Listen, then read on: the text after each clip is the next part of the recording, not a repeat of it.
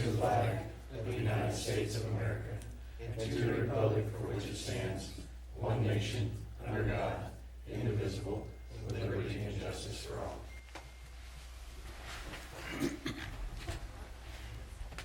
All council members are present except for Councilman Kerr.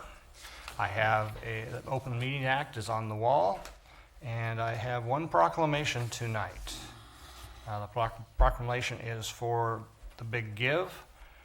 Whereas Big Give Gage was established as a local day of giving, and whereas the Gage County Foundation has established Big Give Gage in a celebration of philanthropy and volunteerism, where people give whatever is meaningful to them, and whereas Big Give Gage is a day where citizens work toward to share commitments, rally for causes, build a stronger community, and think about other people. And whereas it is fitting and proper during Big Give Gage and on every day to recognize the tremendous impact of philanthropy and volunteerism and community service in the city of Beatrice.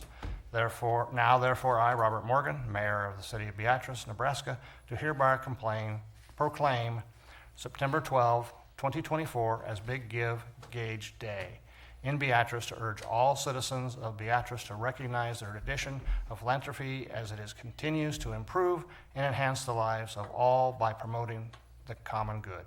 Witness my hand and official seal of the city of Beatrice this third day of September 2024.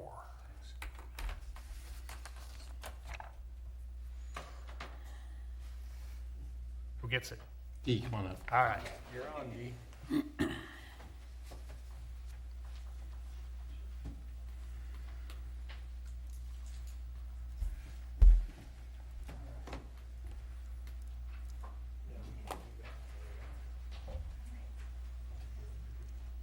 Yeah. Don't need the directions. I don't want to sign here. Okay, All right. it is signed, so. Yeah, we're good.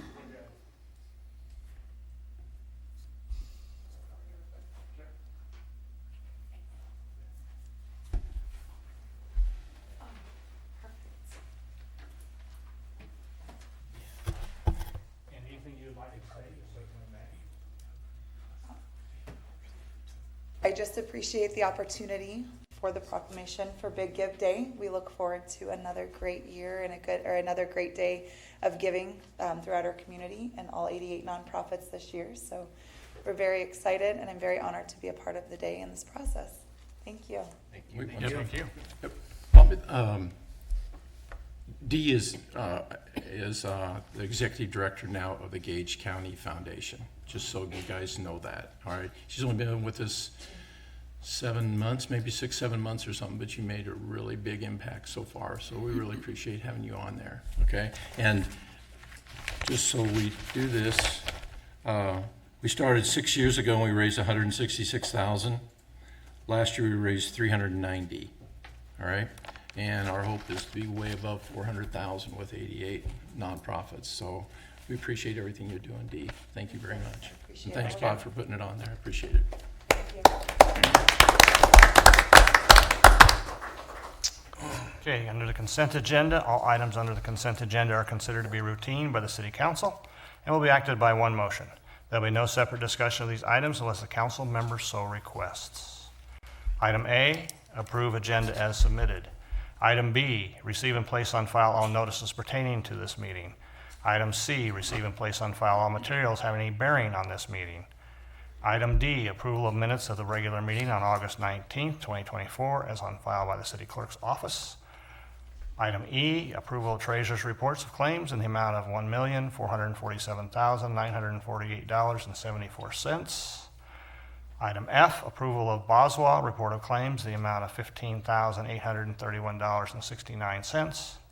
Approval of pay request item G is approval of pay request number 2 in the amount of $234,217.28 to RL Team Construction Incorporated for the 13th Street from Oak Street to Beaver Street concrete reconstruction 2023 project as recommended by the Board of Public Works. Item H, approval of change order number 1, increase in the amount of $7,547.44 and pay request number 1 in the amount of $855,901.24 to Contract Constructors Incorporated for the 33rd and Lincoln reconstruction project as recommended by the Board of Public Works. Item I, approval of change order number 1, decrease in the amount of $9,052.50, and pay request number 1 in the amount of $160,391.37 to Lottman Carpenter Construction for the Hannibal Park Improvements Parking Lot 2024 project. Item J, approval of special designated license for Kinkilder Brewing Company, LLC, for the 4th Annual Gold Ride Bike Fest on September 28th of 2024 from 3:30 to 9 p.m. at Chautauqua Park Tabernacle. Approval of special designated license for Tall Tree Tastings, LLC, for a shopping event on October 13th, 2024 from 1 to 9 at the Big Blue Bike Company, 719 Market Street, Beatrice, Nebraska. Item L, refer claim of David Ellis regarding damages to his property to the city attorney and the city insurance carrier for review and disposition. Item M, refer claim of Windstream regarding damages to their personal property to the city attorney and the city insurance carrier for review and disposition. Item N, resolution number 7379, approving the request for Main Street, Beatrice to close Highway 136, which is also known as Court Street from 3rd Street to 7th Street on Thursday, October 24th, 2024, between 3:30 and 7:45 for the night of the Great Pumpkin event. Item O, resolution number 7380, enter into a farm lease with Jared Wildman for farming purposes. Item P, resolution number 7381, enter into a lease between the city and Beatrice GMC Real Estate LLC for the purpose of using a portion of city-owned right-of-way located at 7th Street and Bell. Resolution number 7382, enter into a lease between the city and Christ Community Church of the Beatrice for the purpose of constructing and maintaining a trail connection and gazebo on the portion of the city-owned right-of-way.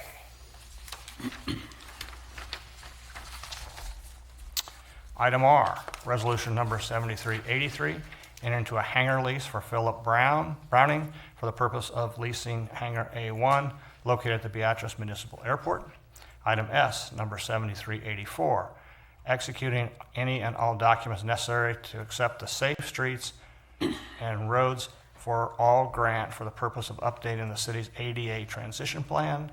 Item T, resolution number 7385, executing any and all documents necessary to accept the application of the Nebraska Department of Economic Development for the Community Development Block Grant for the community economic development activities for street improvements.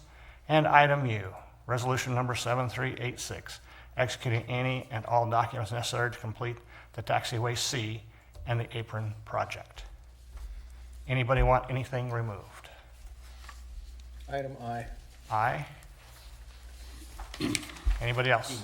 E? E. Okay. All right. Mr. McLean. I move the items listed on the consent agenda, with the exception of items I and E, be approved, accepted, or ratified as presented. Second. Your vote, please. That passes 7-0. Let's start with alphabetically. Let's start with E. I move that item E listed on the consent agenda be approved, accepted, or ratified as presented. Second. Okay, I just want to give Tobias a chance to explain where we did the tire amnesty and the money that we paid to Butler County, because I had two people ask me about it, which is unusual when they contact me. So I asked him to just tell us how that worked, how often we did it, what we paid for it, that kind of stuff. Sure. So the tire amnesty is the first time the city of Beatrice has done it in a long time. Generally, it's been run through the county, but for whatever reason, they were not willing to serve as the fiscal agent. I think the last time Gage County had a tire amnesty, I think, was pre-COVID. It was the last time that anybody could remember. So it's been a while since we've done one here.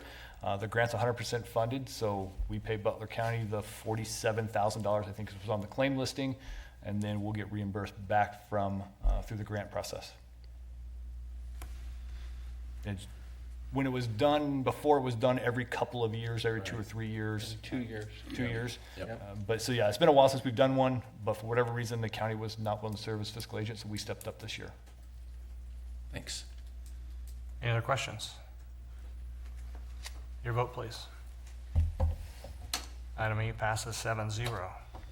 I move that item I, listed on the consent agenda, be approved, accepted, and ratified as presented. Second. I pulled it off. I pulled it off for the first time when we were doing it because I didn't understand where it was, and Tobias explained to me where it was. And now, as we're getting through this, there's been a reduction of almost $10,000. Did we make the project smaller? No, I have to look here, see what the change order's for, but it's not that the project got smaller. It would have been that they counted up quantities, and for whatever reason, quantities came in less than what were initially budgeted. Okay. Let me find it here. I looked at that, and I couldn't tell you.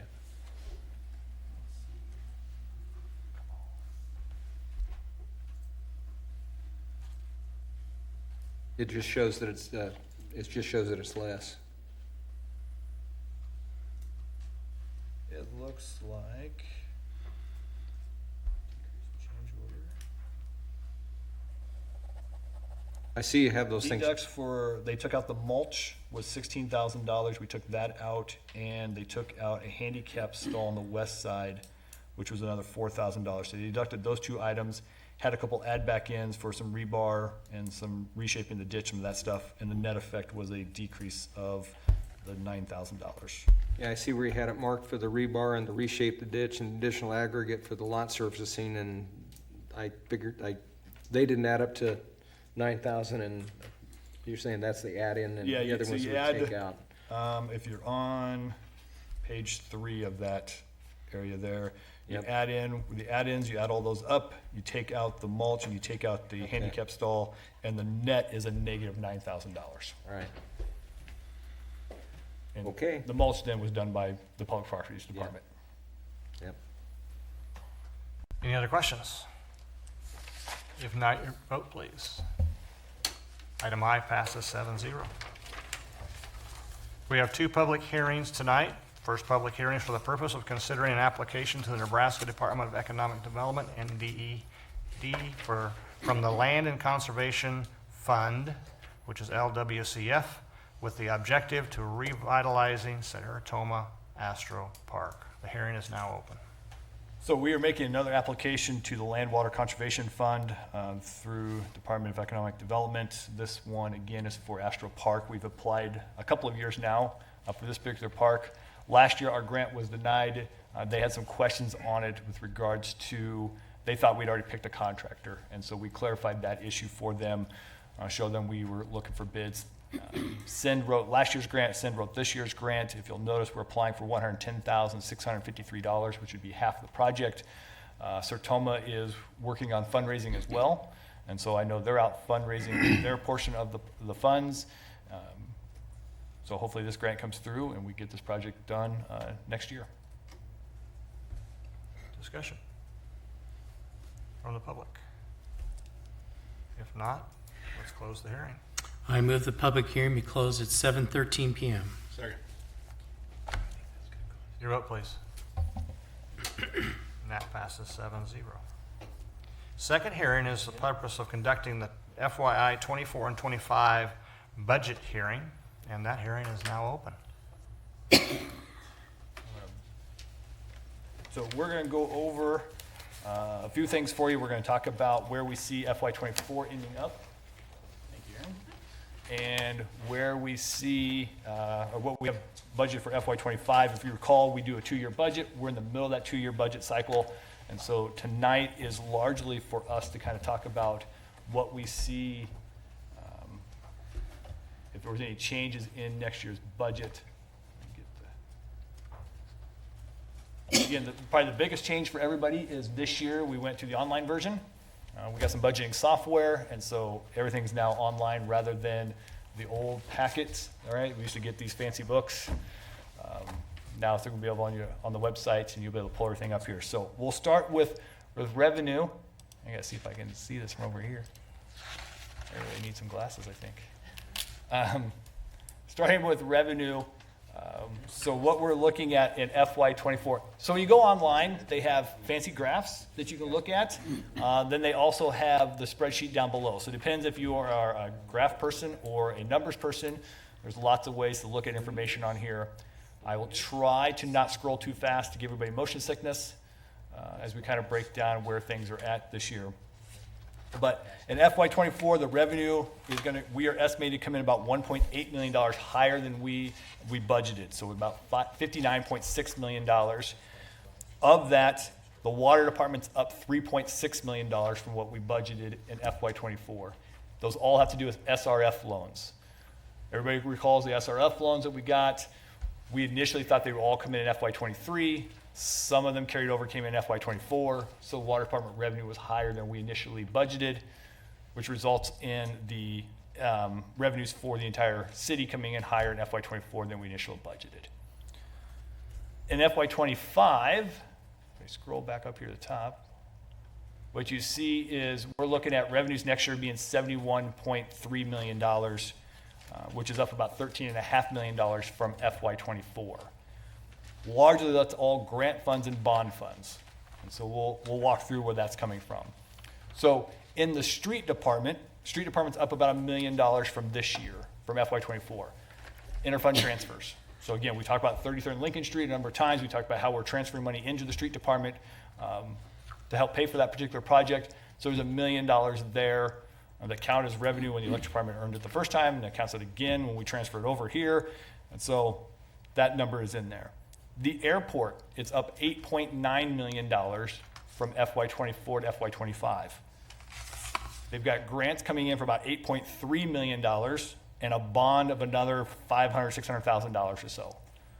So they weren't in our budget before because we didn't own them before. So how does that affect our? So the airport was in there.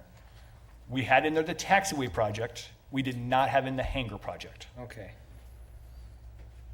And we weren't sure on the taxiway project exactly how much is going to be coming out of grants and how much is not. Yeah. We finally got that pretty well buttoned up now, and we know where it's going to be. Okay. So those are additional funds in there that we did not have from before. Capital is up in '25 for about $650,000. You're spending lodging dollars, you're spending CARES money, you're spending ambulance reserve dollars. So all those are money that you've set aside over years that you now have budgeted to be spent in FY '25. The Economic Development Fund, scroll down here to the spreadsheet. I don't know if I can see it in there or not, but Economic Development Fund, if you look at this one, you may ask, why does it show revenue being up another $780,000? We always budget for $1 million bond issuance. If you don't budget for a bond issuance, you cannot issue bonds out of that fund. So every year we budget for a bond issuance of $1 million and spending all of the money within that account. Otherwise, you can't do it. So if you look this year, it looks like revenue's down $700,000 for economic development, and then next year it's back up. Well, again, you issued or you budgeted to issue bonds in '24, you didn't, so your revenue looks lower. You're budgeting to have it again in '25. We're not anticipating any bonds being issued, but if we don't put it in the budget, we can't do it. And that's by state statute, that's mandated. Correct. That's not something that we No, do. that's not a Beatrice rule, that's a state law. And so we've done it every year since LBA 40 came around. The electric department, their revenue is up next year about $2 million, just short of that. It's all bond funding. We'll talk about what bonds we're looking to issue there in a little bit. Water department's down $3.1 million. Again, that's their SRF loans. So if you look at '24, it'll look high. '25, it goes back down to what's normal. And then WPC is up $2.3 million. They've got grants coming through for $2 million, and they've got a bond issuance as well for about $500,000.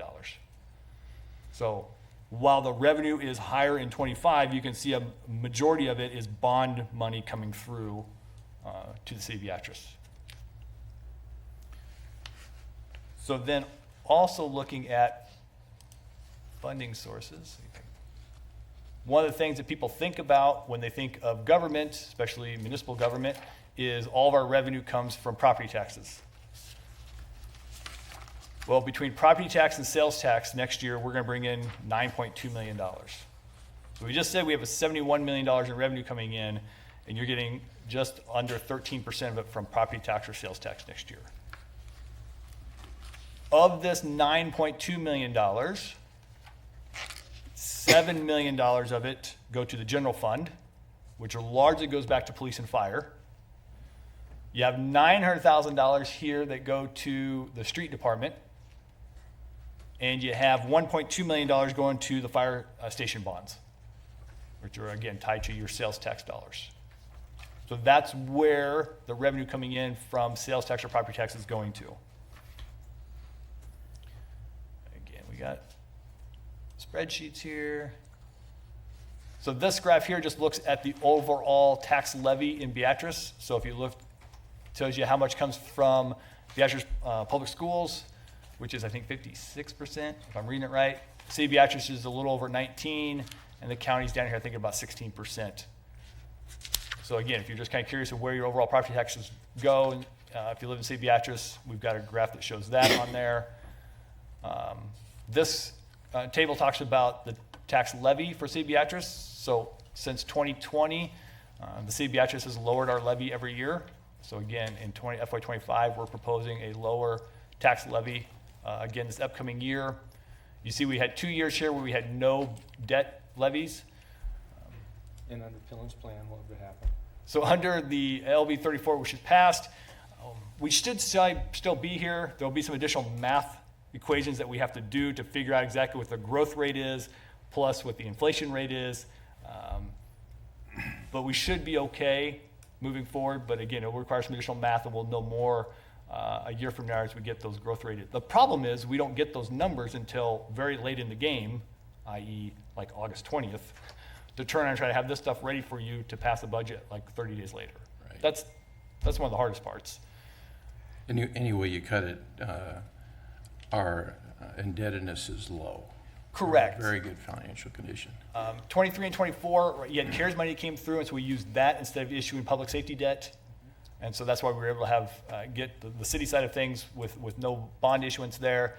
Next year, we start to come back up. Again, we'll talk about some other bond issuances that we're looking at here in 25, but we start to raise that levy back up to collect some funds to make those bond payments. And then we have a table here that talks about valuations. And so you can see what valuations, I think we go down to 2012, what valuations have done. So as you can see, not always has it increased. There's been a couple of years where it's gone negative. And so those are the years that concern you the most under LB 34. If you have negative growth plus an inflation rate which can go down to 0, it may mean that your tax request can't increase the following year. Which, again, ours largely goes to police and fire, and those services don't ever Those are get excluded. Those are excluded, and so then you're talking, public properties and some admin things and a few things like that. So if we go to the expenditure side of things, we'll look at the general fund here.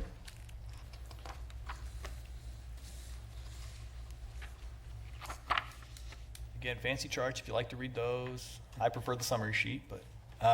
So in FY24, what we're seeing on the general fund side of things is expenditures are down about $245,000 from what we budgeted in FY24. It has to do largely with the police department. They've always been basically one man down on the patrol side of things, trying to always fill that spot. At the same time, communications has been down a dispatcher from what they had budgeted. And so those two things have kind of really led to the decrease in expenditures on the general fund side of things. In FY25, we see an increase in about $1.3 million, and those are all interfund transfers coming in for capital expenditures in FY25 that we run through the general admin side of the general fund budget. And your 911 surcharge in 25, you've got it just slightly above what it is in 24, but we're losing communities that we dispatch for. So Right. How does that work? So the 911 surcharge is the charge that's on your landline. Right. And we just get our money in Gage County. Oh, And it- as people drop Landline. landlines, you get less and less money, surcharge money all the time. Okay.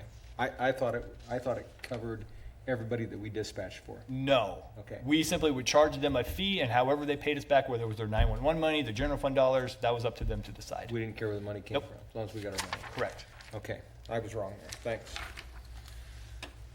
Any questions on general fund side of things? Not a lot of changes there. If we go to sanitation, again, fancy chart. You can see when we bought Mars, right? When it comes in, bond issuance there.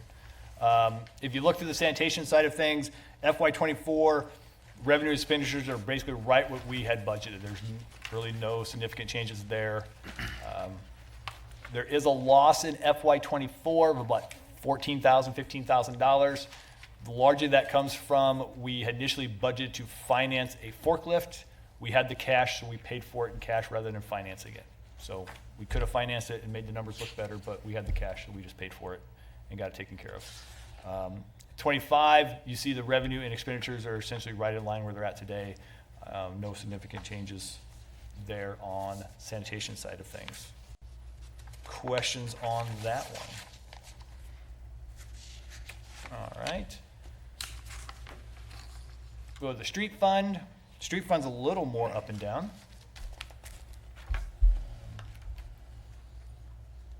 So if we look at the street department in FY24, expenditures are down $1.3 million from what we had budgeted. That's all due to project delays. So think of the large street project that we had budgeted for $1.1 million that won't get completed till FY25. So you push that project back, that then decreases your expenditures in 24. Same thing with 33rd and Lincoln Street. We had budgeted for some of it to be done in 24. We really didn't know how much. And so you budgeted some in 24, some in 25. It just depends on how much of that road they get billed to us by September 30th. So that will fluctuate a little bit. In FY25, you see the revenue up in the street department, about $1 million. They've got a bond issuance coming through for about $1.3 million. They've got grant dollars running through the CCFF and the Ella Street project. Those things are running through the street fund. And then they also have interfund transfers coming in, as we talked about earlier, for 33rd and Lincoln Street. That bumps up their revenue. On the expense side of things, they're up about $2.3 million next year. But we have 33rd and Lincoln Street getting finished. You have Lincoln Street 25th to 27th that this body approved about a month ago. So you have that one getting done in 25. Again, you have Ella Street 2nd to 3rd, which is the grant that we have. We have that one going through the street department. And we have the CCCFF grant running through the street department, which should be completed in FY25. So that's how you get expenditures increase on the street department side of about $2.3 million. Questions on street? Yeah. I don't really know if it's a question or not, but people ask probably all of us these questions. You'll notice there's nothing in here for the RAISE grant, our big grant that we just got. Mainly because we got, again, we have a year to wait before we even get a contract signed. And then we have to do final design and right-of-way work for the next 2 years after that. So we're probably 3 years or so before we're going to be doing any kind of construction on there. So there's no reason to put it in the budget. On the positive side, we're going to be doing Ella Street 2nd to 3rd next year. We'll have drawings on that in the not too distant future. We'll get it through the downtown committee, and then we'll get it in front of you guys. And then also that'll hopefully give us some guidance on what we're going to do with streets between Market and Ella on 4th and 5th next year. Both of those should be completed next year. Okay? The other thing, Terry, following up on that one, will be if the RAISE grant is being administered by the state and they're paying the bills, we'll have to talk about how we budget that. Do we actually put it in our budget since we don't ever see the bills here? So yes, you're correct. We're still a couple years away from seeing activity, but we'll have to talk about that one, how we show that one in our budget. If we do at all, we'll just have to see what works best there. Electric fund, FY24 is right in line with what we had projected. Really no changes in FY24. FY25, revenue's up about $2 million. We have a bond issuance in the electric department of about $1.8 million. At the same time, capital's up about $1 million because you're going to borrow money to do capital projects, so your capital expenditures are also up in that year. So that's the big changes in the electric department. They did add an electric lineman. That would be another change for FY25. They did add another electric lineman to their operating. Questions on electric?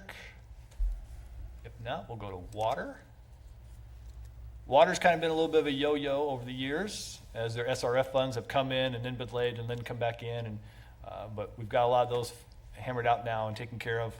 FY '24, again, we talked about revenues being up $3.6 million higher than we had budgeted. All has to do with timing of SRF loans. And then expenditures were higher in '24, and that's because some SRF projects leaked into '24, about $1.7 million there. So otherwise, everything's been pretty steady on the the water department side of things. In '25, revenue goes back down because there's not the SRF loans coming in. Expenditures are up about $500,000 from budgeted in FY '24, and they have a bond issuance of $500,000 to buy a vac truck. So they have one special item coming through. Magically, their capital projects are up the same amount. Magically. WPC, story's the same on FY '24. It's been right in line with what we had initially budgeted. No significant changes there. In '25, their revenue was up about $2.4 million.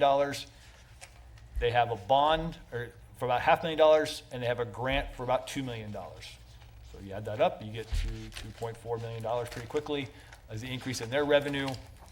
Their capital expenditures are up about $2.7 million because you're getting the extra funds to do capital projects. One is the grit removal system, and the other one's a vac truck for them. So those two projects will be $3.8 million or so by the time they're said and done. Are we just into the first year of our 5-year approval? No, I believe that their permit was approved, I think, 2 years ago, and we were still good, and so we're not under any permit limits to do anything. Grit removal is the next process down there that we wanted to address, and then we got the congressional appropriations from Congressman Smith for $2 million, and so we'll use those funds, and then we'll use our infrastructure funds that we've been setting aside to do that project with just cash. So, one bite at a time. Right. We'll go ahead and look at Boswa, assuming I can pull it up here.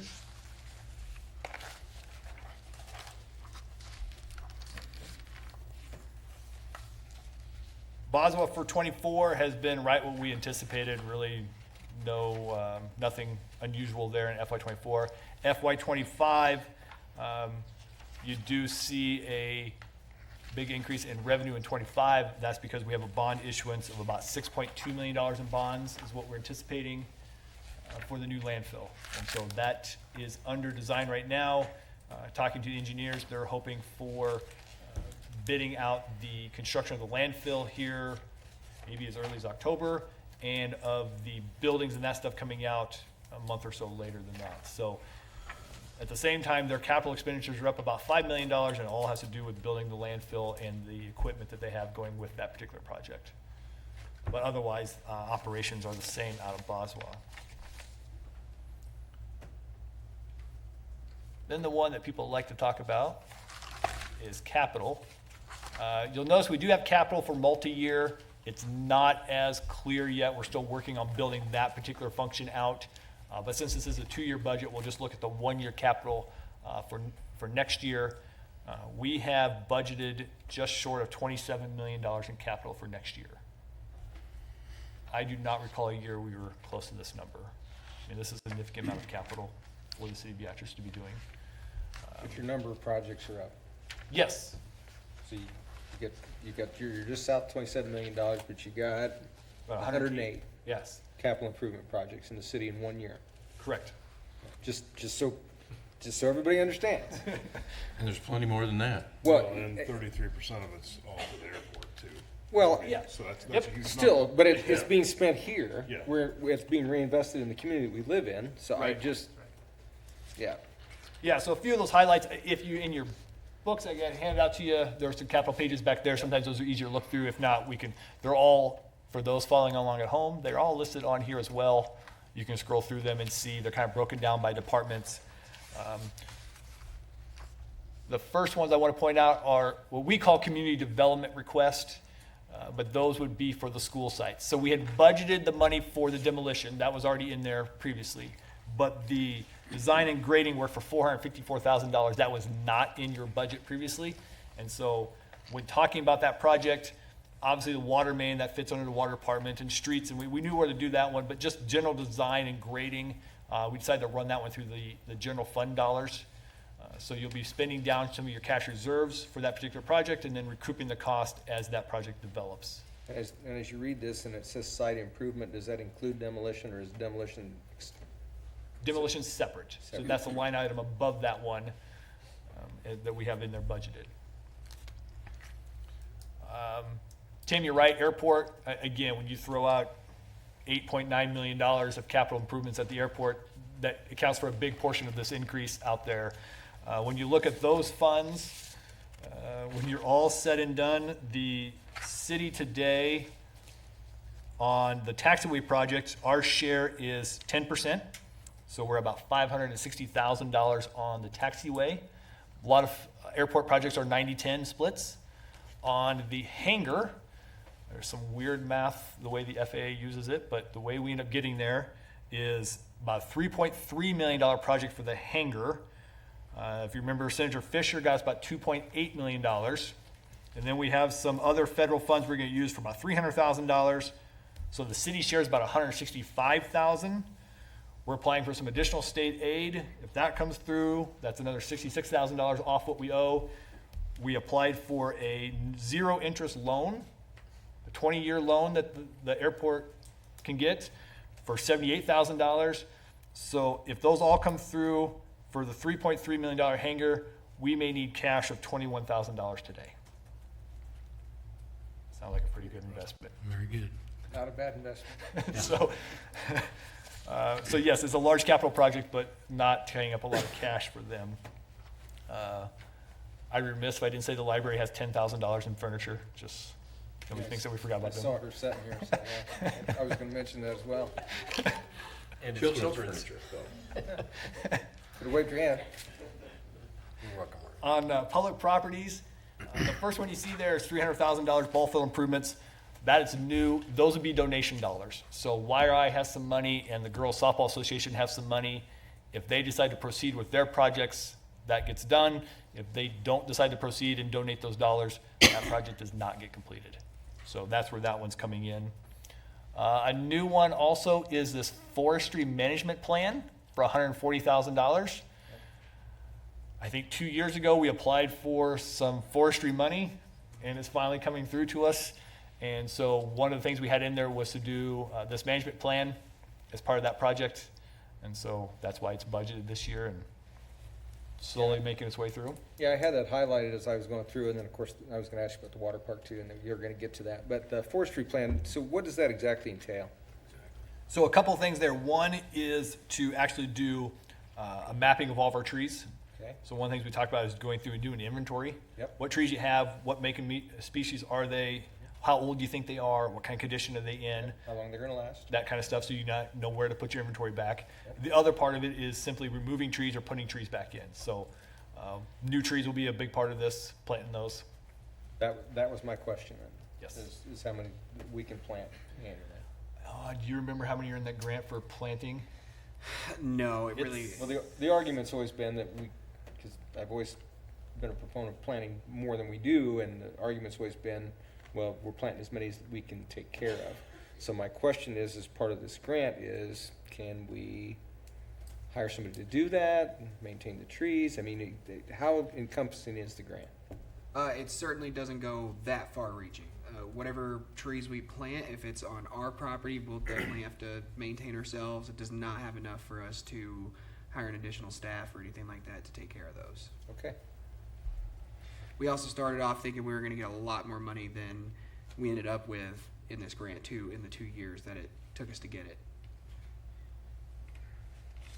More than we had. It is. So It is, We it did not is. complain. in the right Thank you. direction.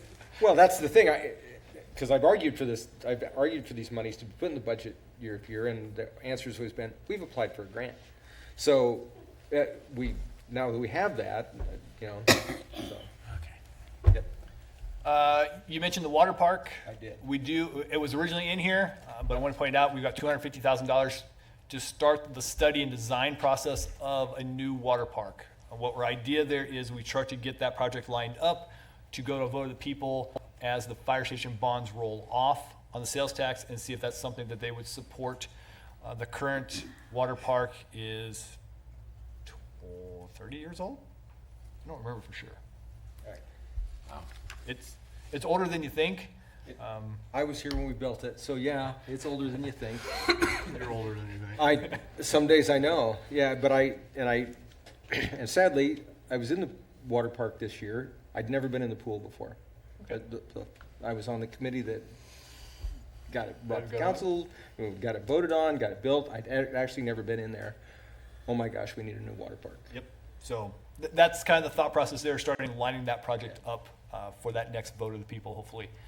And then we do have playground improvements of $242,000. We got a number of them listed there. We've talked multiple times about the grant that we have applied for. This last year, Mark had some playground projects that got moved forward and some got moved back. One that got moved forward was Chautauqua Park Road. So that one got moved forward because we had a contractor that was ready to go in town, and it pushed back a few of these other projects. But the overall dollar amount was about the same. Yeah. Just to add into that, we've all probably spoken to the Sertoma people. They're working very hard on raising money. They're going to continue doing it to try to bring in their match that. But if there's any other organizations out there that are interested in helping them, I'm sure that they would appreciate that. So. Yeah, absolutely. It's been a great project. Ambulance. So I just want to point out, you got $450,000 for an ambulance next year. If anybody thought an ambulance didn't cost that much, this is a 911 ambulance. They get to be very expensive. And then you see the years down there is because we buy one every 3 years. It's not that we're going to maybe plan for it in a couple years. No, we buy them quite frequently. Transfer ambulances are a little cheaper, but it's time for a 911 ambulance. So it'll be a significant purchase for us. On the fire suppression side, one that is new is the hoses for $135,000. We got the AFG grant, thanks to Merchant McIntyre. And so I think it pays for $126,000 or so of this purchase of new hoses and nozzles and that kind of stuff for the fire department. So this would be a new project in your capital for FY25. Why would you need hoses? Huh? Go to the street department side of things. So 33rd and Lincoln Street, we're estimating $1 million or so coming in for FY25. However, as fast as they're moving out there, that number may not be correct. It may move a lot more into FY24. It just kind of depends on the timing of when that project gets done. We have the beautification of. Dave and I were speaking about it to each other about it prior to the meeting. Gosh, it looks good. Yes, they've done a great job out there. Yeah, they really have. They need some grading. It drops off pretty steep, but the road looks good. Yeah. And just, I'd be remiss if I didn't bring up the bump that's currently on Lincoln Street. It's temporary. It will be removed as they continue that project out. They had to have a transition. It's temporary. Bring it up at church every Sunday. It's a bigger one now. In the street department, we talked about earlier the beautification of 4th to 5th, Market to Ella, those down there, that's the CCCFF grant. We're running that through the street department. We talked about Ella Street from 2nd to 3rd for $500,000. Again, that's running through the street department fund. We talked about the Lincoln Street transition. That would be the large project on Lincoln Street that you approved 25th to 27th for $900,000 or so. That one's currently under design. We'll get a better feel for where that pricing comes in at. And then we have the new roads at Paddock and Lincoln school sites. Right now, the estimate's $1.3 million. We'll talk about a bond issuance to pay for that improvement in FY25. So again, significant street improvements. Sanitation, the only big one in there is a new truck, and nothing much going on there. WPC, we mentioned a little bit earlier, they've got $3.3 million here for grit removal. Again, about $2 million of that is coming from Congressman Smith's appropriation, and then we have our infrastructure funds we're using to help make up the difference there. And so we can do that project without having to borrow any money.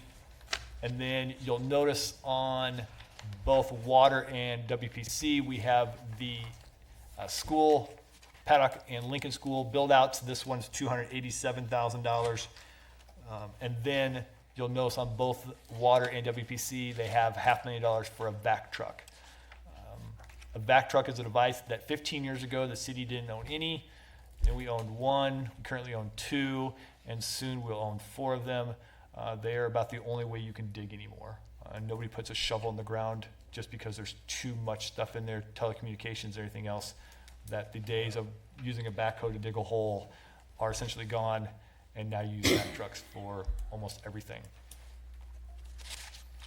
And unfortunately, they're very large, expensive machines. Water, we talked about, again, their vac truck for $500,000, and then their build out at Paddock and Lincoln School sites for $350,000. Those numbers will get refined as JEO comes back to us with those designs and budgets. And then on the electric department, their biggest one is substation number 2. That is out in the industrial park. That's the one that's next to Exmark's parking lot there by Shugart Street. They need to rebuild that substation. It's $1.8 million. And so we are proposing a bond issuance for that particular project as well for the electric department. Does that allow for larger need Yes. in the industrial park? Yes. Yep, so we see that coming, so we're making sure we build that out so we can help serve those additional loads in the future as well. Question back on the streets. A week or so ago, we had the state talking about what they were gonna do on 136 and what they were gonna do on 77. And as in the past, we know that we have a portion of that project. Correct. Is that far enough down the road that we don't see anything in here yet then? Correct, so Highway 136 we do not get billed for. Highway 77 we do get billed for. It's a really long old memo from the state, but their reasoning behind it. They're still in the survey process of the 77 project. So they don't even have an estimate yet of what they're gonna be. And so we're not in a place, it certainly won't be FY25. You're looking at closer to 28, 29. And so again, that'll be one of those kind of hanging out there. We'll try to figure out where we're at as we build that into the budget for next year. And that always seems to be somewhat of a moving target, doesn't it? Yes. Yes. Because just like anybody else, the state's got their budget, and so if all of a sudden if they don't have enough dollars, they may say, Beatrice, tough, you're getting half the project this year rather than all of it. And so then our portion goes down. Or they make it really good pricing and decide they're gonna go farther. You never quite know for sure. But we've had those conversations already, and we'll continue to have them, and they've been good to work with as far as trying to figure out and help us with timing, so we're not surprised like we were a couple years ago. So then one question that's always asked is about debt. On the city side right now, the only debt that you have is the fire station through 2029. You got about $5.4 million roughly outstanding on those bonds. And sanitation has bonds outstanding through 2031. There's about $1.9 million outstanding on those bonds currently. In FY25, we talked about it a couple times, but we're looking at several bond issuances in FY25. So Boswa is probably going to issue about $6 million in bonds. We'll know more here in the next couple months. In the winter of 24, for the construction of the new landfill. The airport's looking at $600,000 in spring of 25 for the taxiway project. Public safety debt for about $950,000.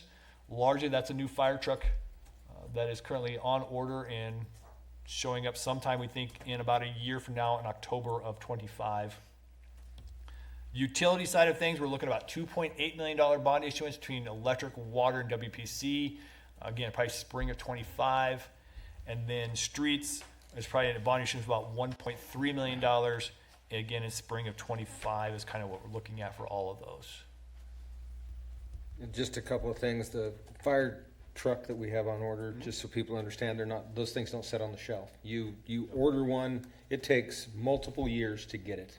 Yes. One, there's a little backlog, and two, it takes about a year and a half to build a fire truck once you order it. Yes. Once it gets to be your turn. So, just thought I'd throw that out there. And so the other comment I was gonna have, the fire station bonds are gonna be paid off in 29, but we are ahead by how many months? Oh, we're ahead by, Hannah, do you know off the top of your head how far we're ahead? I'd say the last time I did it, we were maybe at a year, but every year they're coming in a lot more revenue coming. So it may not be 29, it may be 28 or 27, yeah. Hence the moving forward on the water park study and trying to get it lined up. Yep. So we're ready to go. Well, at the same and time. I only bring that up because little food for thought when we do take that to the public for the new water park, because that's our plan to take that we've been a good steward of those sales tax dollars, and they are going to where we promised them to go, and we will pay it off early if we can. Right. So, just throwing that out there. The other question always comes up, right, is what are you gonna do to the rates? FY25 has no rate increase for electric, water, sewer, or for Mars. So we have no rate increase in any of those. Tax levy, as we mentioned earlier, we're actually lowering the levy in FY25 for the 5th straight year. And then the one I wanted to end with. No increases for councilmen, I guess, comes in there too, right? No, I hadn't planned on any. If you'd like That's to what I discuss thought. that, we certainly can. I didn't see it in here anywhere, so.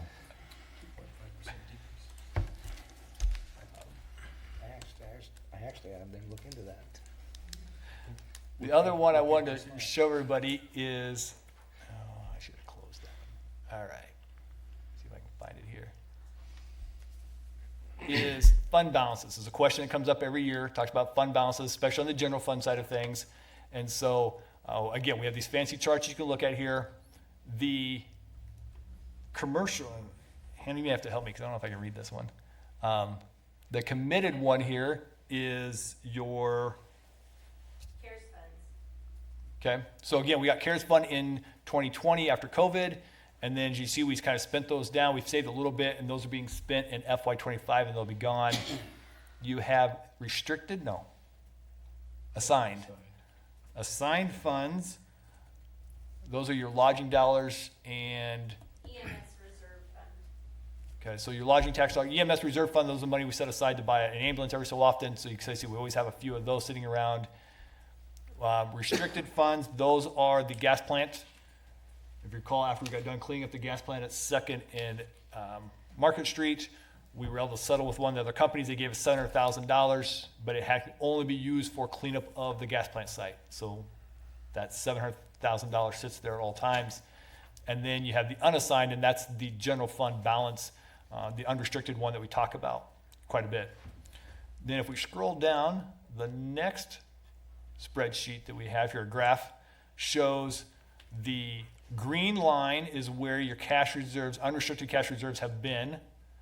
The red portion is 3 months, and the orange portion is 6 months of expenditures. So again, we always kind of talk about being between 3 and 6 months of expenditures. You can see here, I think in FY 21, 22, we got a little over that number, but you can see then that we have spent that money down over the last 2 years, and what we're proposing this next year is even a further spend down of your cash reserves on the general fund side of things. So that is where you're at in 24 and what you got planned in 25 in a nutshell. Any questions or comments?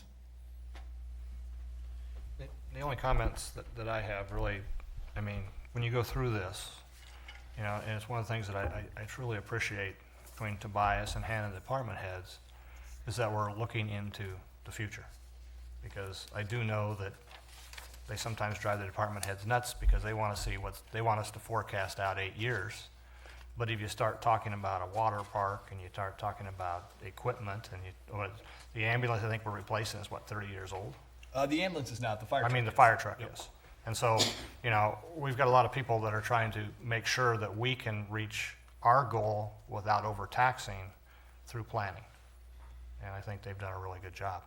And so I certainly appreciate that. Thank you, Bob. Any comments from the public? If not, let's close the hearing. I move the public hearing be closed at 7:54 PM. Okay, we'll move on to resolution. Hold on, we need to vote. Oh, sorry. Your vote, please. Passes 7-0. Moving too quick, sorry.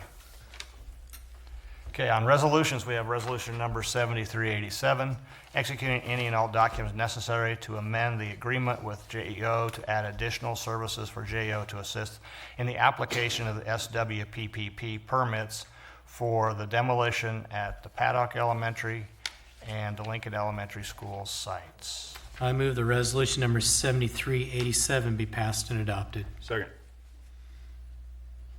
A meeting or two ago, we approved a contract with JEO to help us with the design at Paddock and at Lincoln, the school sites. During the kickoff meeting, we had a conversation about when the demolition occurs at those sites. Under the state law, we will be required to have a stormwater pollution pollution prevention plan, a SWIP plan. We did not have that accounted for, so this amendment would hire JEO to help us with those plans. I think it's up to $5,000 depending on how much work they actually have to put into for each site. Since the demolition of those buildings will cover more than an acre of ground, you're required to have a SWIP. Any discussion needed? If not, your vote, please. That passes 7-0. Next resolution is number 7388, entering into a interlocal cooperation act agreement between the city and the Village of DeWitt, Nebraska, whereby the city shall provide garbage collection services for the village. I move the resolution number 7388 be passed and adopted. Second. Recently, DeWitt went out for bids for garbage hauling services. There were three companies that responded to their bid request. So we were one of them. We ended up being awarded this particular contract. Hauling for DeWitt would start in January 1 of 2025. It's a 5-year contract. If you'll note in there, their residential gets billed $16.50. Their commercial is the same as the city of Beatrice. Other than that, the contract is essentially identical to all the other ones with the other villages that we serve. Discussion. I have a problem with this. First of all, you said the other contracts are pretty much the same. On number 9, it says, the rates set forth in subparagraph 7 above shall not be increased for the first 3 years of this agreement. That's uncalled for. Everything else has been a year, and we're going to let them pay $16.50 for 3 years, when we're paying $20 per person in Beatrice. 2 years ago, came before the board that was here and said we need to increase the monthly fee for Beatrice by $2. Gary questioned that a lot and stuff, and I've looked at the video over and over and over again, but it did get passed. The other towns that we're doing over the last 3 years, they've only gone up $1 a month. Nobody's even close out of the 1, 2, 3, 4, 5, 6 that we're doing right now.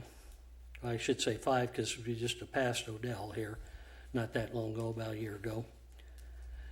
But I don't think it's really fair to the citizens of Beatrice to be paying $3.50 more a month, especially when you're going to keep it on there for 3 years without any increases. The other ones are a year.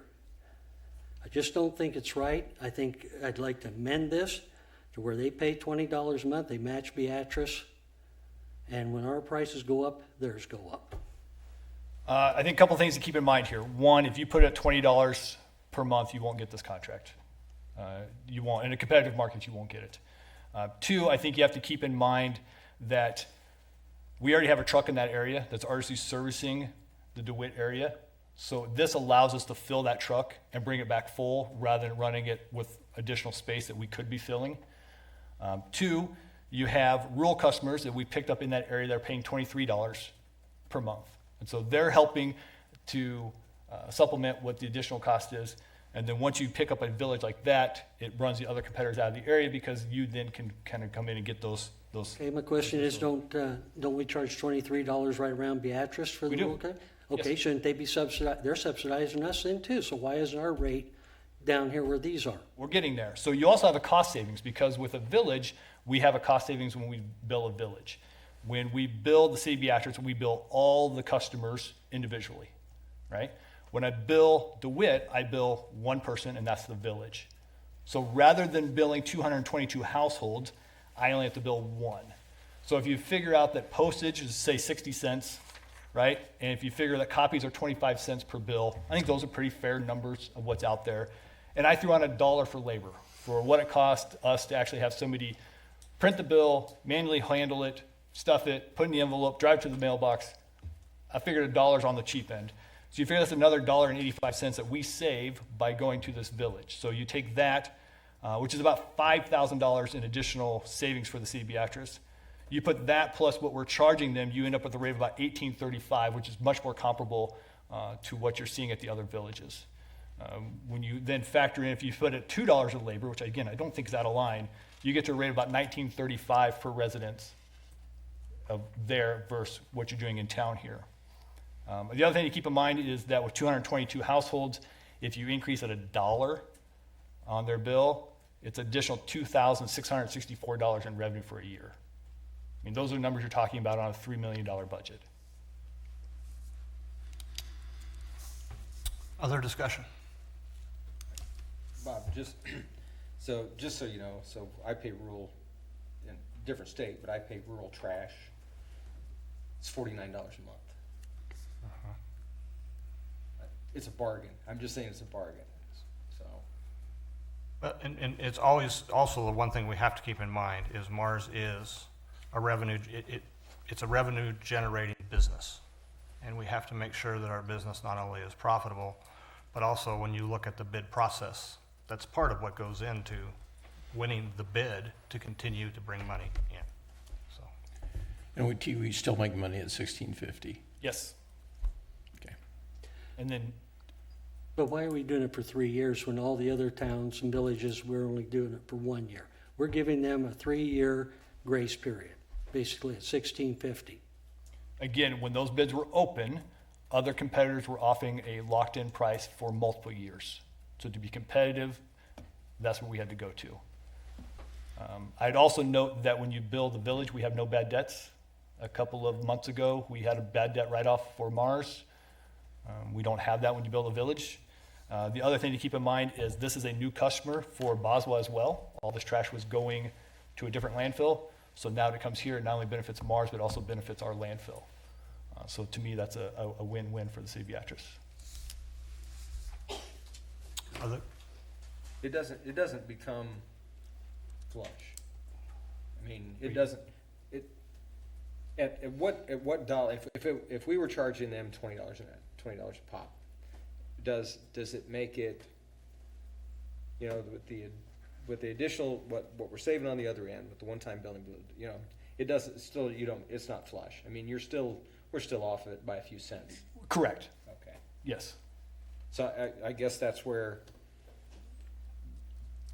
the the argument is if you want to put your foot in the sand and say we don't want to do this for 225 people for 65 cents a month, or I guess that's the question.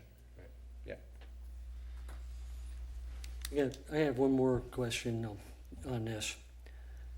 I mean, I understand that, we're trying to get more customers, but it just seems to me that we're going out there and competing against private businesses, and we're a public business. And I just don't think that's right, that we should be competing, because we have a little bit of advantage over them. We're able to do what we're doing here, undercut them. But just like with Cortland. Cortland signed a contract with us, we had it. The other carrier come back and underbid, and per Jason said, there's no way they can do it, they're gonna lose money. Well, obviously they're doing it because they're not losing money. They're still picking it up. I don't care how you wanna spin it. I don't think it's fair to the people of Beatrice that we're, that some other towns, all these other towns are paying less a month than we are. Well, with regards to the government not competing against private business, I guess the question I have is the state of Nebraska is very proud of our public power state. We are an all-public power state, and we're very proud of that fact. Most other states have private businesses that do that. A lot of places have private water and sewer companies that do their work, yet we're okay with a public business there. A lot of places have toll roads, which are private businesses a lot of times, but we're okay not having that here. We're okay with being all public streets and those types of things. We have our private landfills that are very common. In fact, our competitor's a private landfill, yet we've had Boswell open and operating here for decades, which is a government-run entity. I guess I don't understand, if we're okay with some, why we're not okay with the trash being the same way. I don't know how many of you can remember. I can remember when our garbage company that Don Rush had here just didn't open one day, and I remember city dump trucks and city employees going out throwing trash until we got Von Bush to come in. So that was a private entity that did not work, and ever since then I've appreciated the fact, since we went with our Mars, number one, the streets look better. There's not garbage sacks strewn all about, and they do a good job. And we can control that. And there are many other cities in Nebraska that do have public trash service. One thing, I'm not putting Mars down. I agree. I think they do a great job. I just don't think it's fair to, and I'll say it again, I don't think it's fair to the citizens of Beatrice that we're, basically, I'm just going to say subsidizing these other towns. I do got a question though. So the other towns that we're doing obviously aren't near as affected with the floodplain or flood as DeWitt is. What's going to be the process for, let's just say they have a flood like they did a few years ago and all the trash containers go away? Who's going to replace them? So if you had a flood and all their trash containers go away, if they're City Beatrice ones, we would have to replace them. Okay. So if somebody steals mine, who's replacing it? Somebody steals yours, we'll have to, obviously we would replace it, but we'd go back and try to find who stole it. Sure you're not sending me a bill. Now, if you damage it yourself, that's a No, different that's question. different. Right. And if you steal one from DeWitt, you're gonna do it. Anybody, anything from the public? If not, your vote, please. And that passes 6-1. Okay, we'll move on to resolution number 7389, changing the speed limit on Monroe Street from the intersection of 6th Street to 19th Street from 25 to 35 miles an hour. I move the resolution number 7389 be passed and adopted. Second. So again, working on some cleanup after the school sites. It was brought up by a couple of council members here. Mr. Esker mentioned it, Mr. Rue, I think you mentioned it in the past about Monroe Street. And so Monroe Street today, if you enter Monroe Street from 6th Street, down by McDonald's, you see a sign that says 35 miles per hour. If you enter from 19th, you see a sign that says 25 miles per hour, and it's unclear as to where they change or mesh anywhere in between those two. And so the traffic committee looked at this, and our recommendation is that you make Monroe Street 35 miles per hour across the entire thing from 6th to 19th. We're still leaving the stop sign at 14th for the time being. We'll continue to monitor that, see what kind of helps the traffic flow best there. But we did not see a reason for this to be a 25 mile per hour zone. Discussion. Let's talk about when we were changing 8th Street from one-way to two-way and 7th Street was potentially moving that. All we heard was complaints of the speeding that currently goes on just on those streets with a lot of housing on it. And now we're looking at moving a very busy street from 25 to 35 miles an hour. I don't think it'll be too long before those seats are a lot more full of people who are complaining about how fast people are going up and down the road. I know there's a section that's already 35 miles an hour, but I just think it's going to cause a lot of heartache. Just my 2 cents. Got a related question. So today, excuse me, today was the first day of using Lincoln Street for the elementary school. And Jay is here. So did we have someone from the police department on in or around 19th and Lincoln to see how that worked? I don't know if anybody observed 19th and Lincoln. Yes, I made sure I had someone there in the morning and someone there in the afternoon, and worked great. Okay. So no backups or anything. Well, I've seen a half a dozen people going north on 19th that you can see them looking up to see this where the stoplight used to be, and they're just still staring up, looking for it as they go right through the stop sign. So I was just curious. Yeah, well, I know it takes some getting used to. You because can't. I was behind a vehicle that was stopped, and as they started to go, I started to go. Just, you know, Sure. used to that. But then I caught myself, and I'm like, well, can't do that, especially in a cop car. Turn your siren on. That's But no, it worked out great today. okay. So, Jay, tickets, accidents, No, no big increase or anything there? no. Okay. Any other discussion? If not, your vote, please. That passes 7-0. We have no ordinances tonight. That moves us to public forum. The purpose of the public forum is for the presentation of an item by the general public to the city council for a consideration later date. No discussion or action will take place by the city council this time. Anyone here for the public forum? Come on up. State your name and address.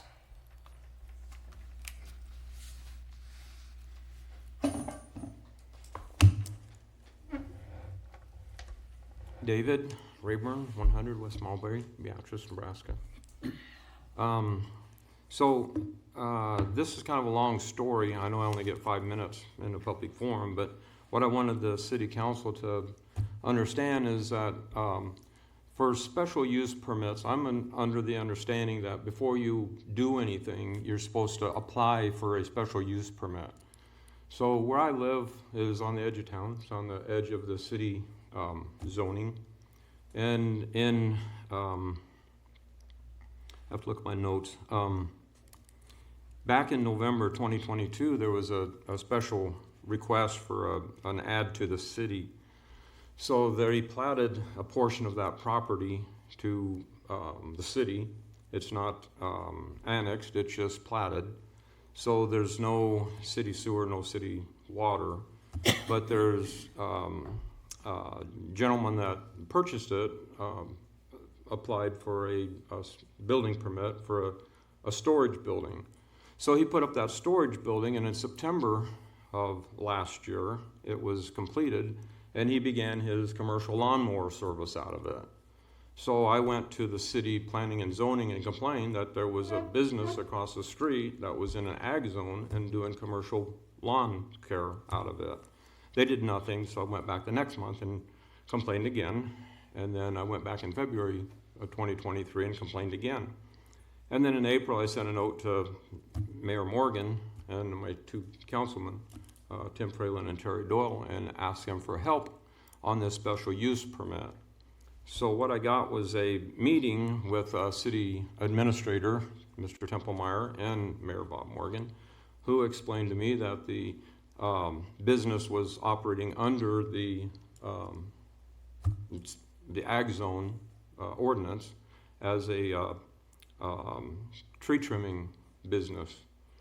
So I disagreed with that and said that I don't believe that that is correct, and I asked the city administrator to show me an ordinance where that was at.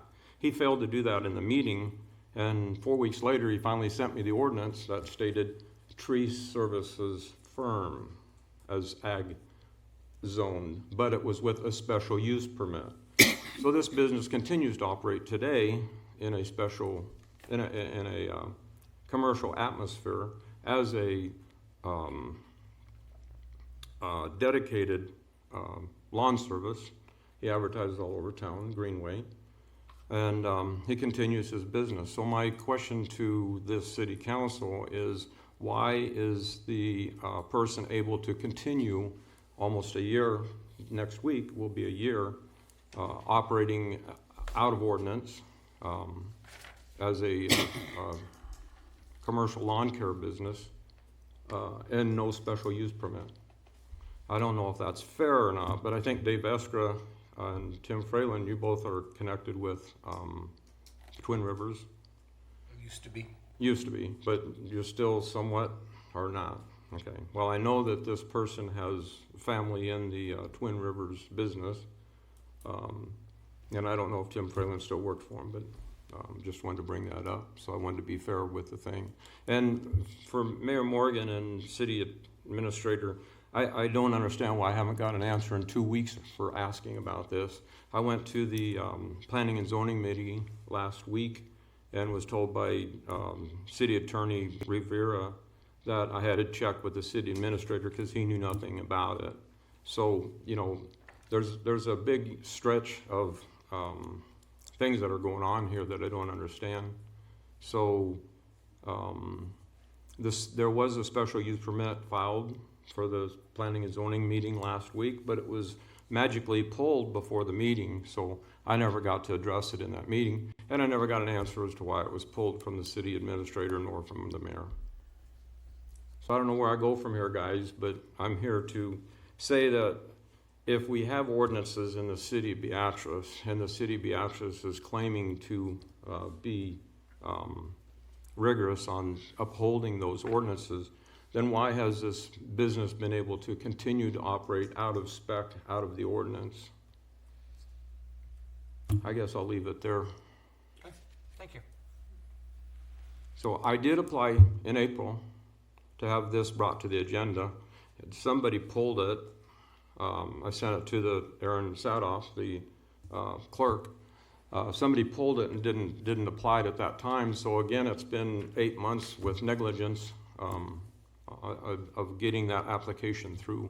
And so I come to the meeting because I want you guys to know that I'm not going to let this set. When the Planning and Zoning Committee, or when the Planning and Zoning special meeting happened, I was not notified because there's a road between me and where they are. And I live on a 2-block section, so I'm out on 5.5 acres within the city limits. This business is operating across the street from me, and I didn't get a notice from the Planning and Zoning Committee because there's a road between us and we're not adjoining or adjacent. But we are adjacent, we're across the street. So again, I don't understand why that is, but so I'll bring that up. If that gets on the agenda, will I be notified? How does that work? Anybody know? City Administrator, you seem to answer all the questions in this meeting, so I guess I'd ask you. During public forum, we do not respond. Okay. Yeah, just so you understand, and the people that watch this, in the public forum, we're not allowed to respond to you or answer your questions or we'd all love to have this conversation with you. Okay. But we're not allowed to.